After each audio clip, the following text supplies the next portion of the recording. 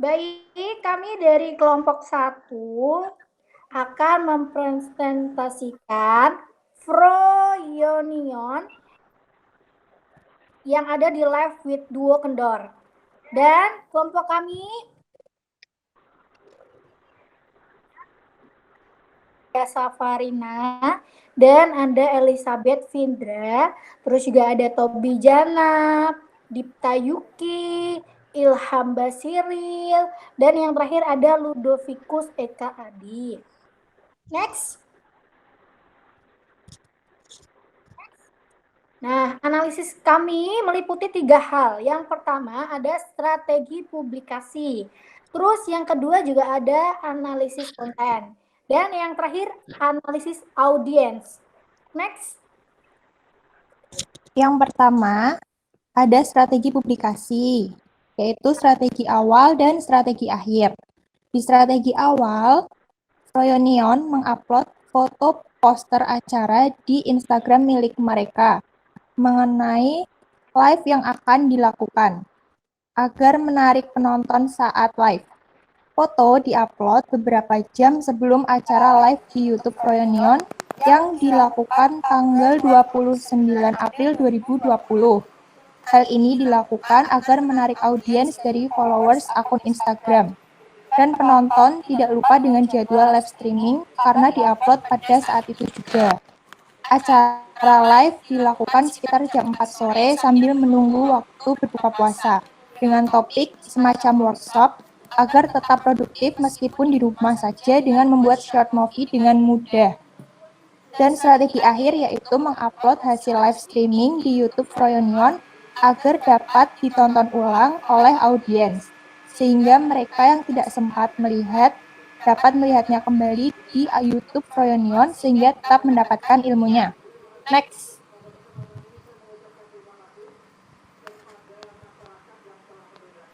Ya, yang selanjutnya Analisis ada konten siapa?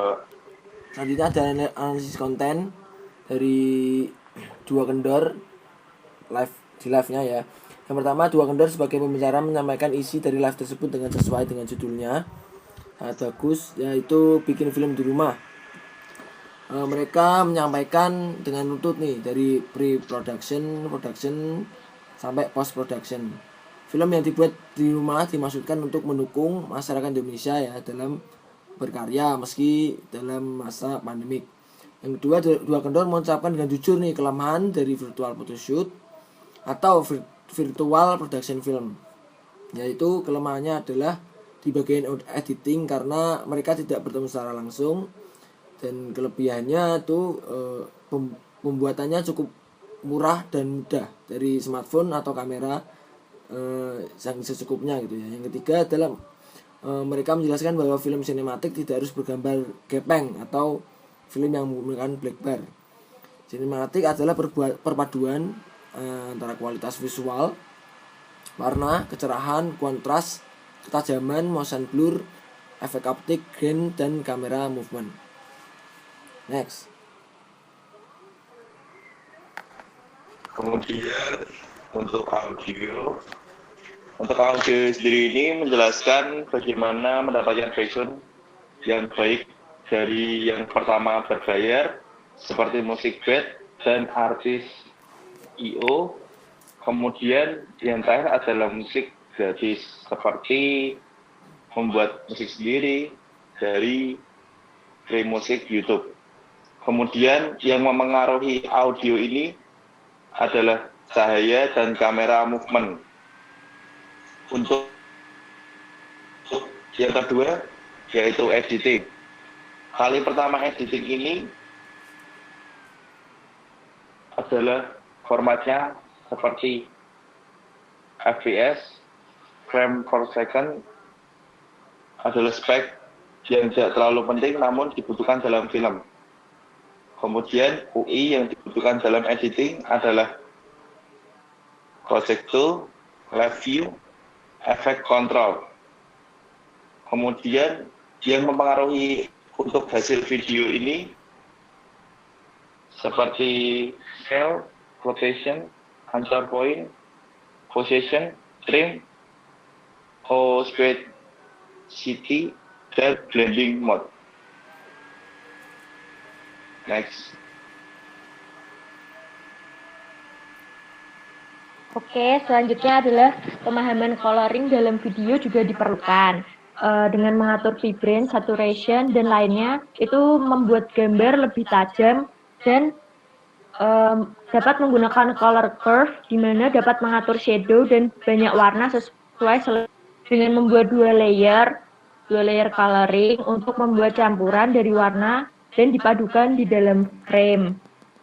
Selanjutnya, tidak lupa dengan memberikan bumper out berupa judul, dengan mengganti judul dan memberikan efek berupa cinematic black bar untuk menambah kesan sinematis dari video yang dibuat.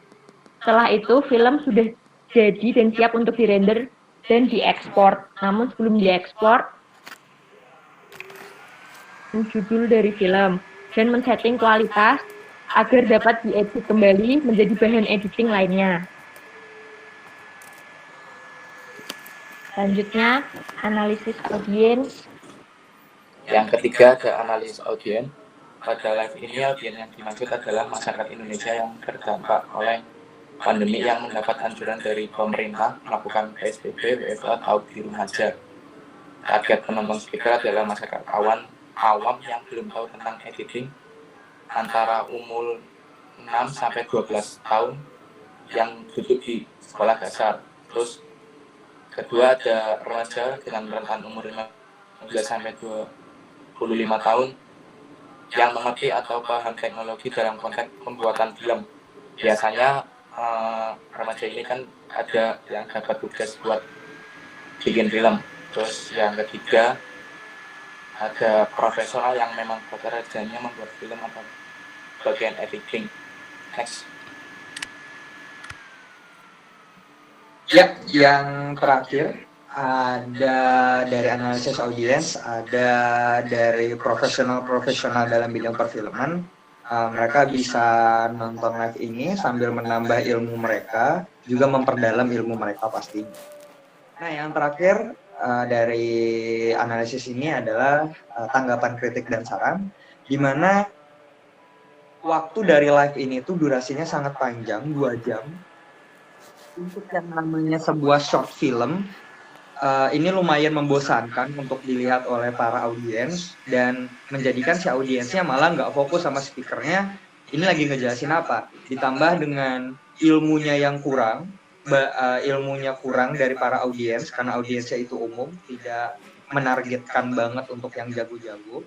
Audiensnya umum, membuat mereka jadi kebingungan dengan live-nya gitu. Jadi mereka bingung ngedengerin speakernya dan mereka juga bingung mahaminnya. Istilah yang dipakai yang belum mereka akrab didengar gitu. Tapi untungnya dari live ini sisi baiknya adalah bisa menunjukkan kalau sebenarnya di rumah aja WFH atau PSBB seperti ini kita masih bisa berkarya dan berkontribusi gitu. Seperti salah satu contoh kecilnya adalah membuat film pendek atau short movie seperti ini. Ya, seperti itu cukup.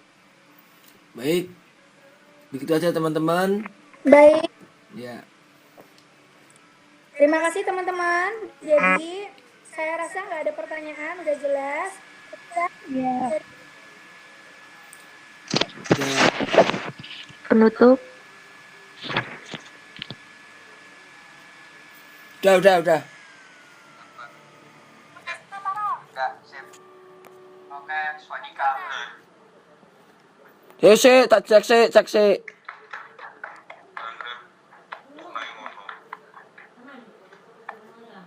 Sekalian jangan senang dulu. Ya aku jogo-jogo tak rekam ning HP lho.